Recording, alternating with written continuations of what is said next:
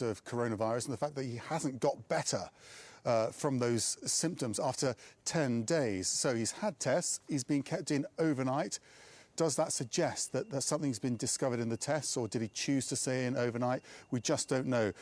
Downing Street trying to contain any concern here, saying the Prime Minister, this is a precautionary step as the Prime Minister continues to have persistent symptoms of coronavirus 10 days after testing positive for the virus. We were told it wasn't an emergency process taking him into the hospital. It wasn't an emergency acceptance at the hospital. He was taken in. He's still in charge of government, still speaking to ministers and officials. But as you say, we've just learnt that he's been kept in overnight. The optics of this, very concerning, and people will be worried waking up on Monday morning hearing this news in the UK. Over the past 10 days, while he was isolated in his home, Max, was he on television? Did the British public see him fairly often? Was he delivering speeches? Did he have meetings online, if you will? What was going on?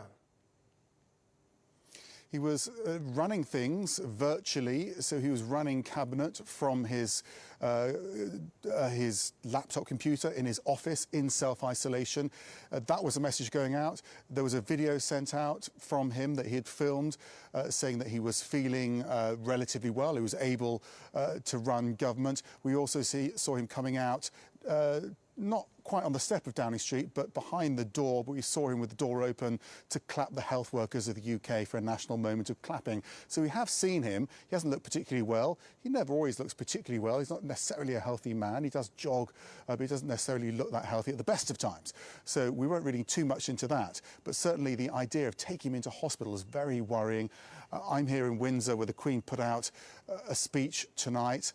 She was informed tonight as well. At the same time, she was trying to rally support for people to keep working towards containing this virus and not to panic. But of course, this does worry people. The head of a government going into hospital, even if he is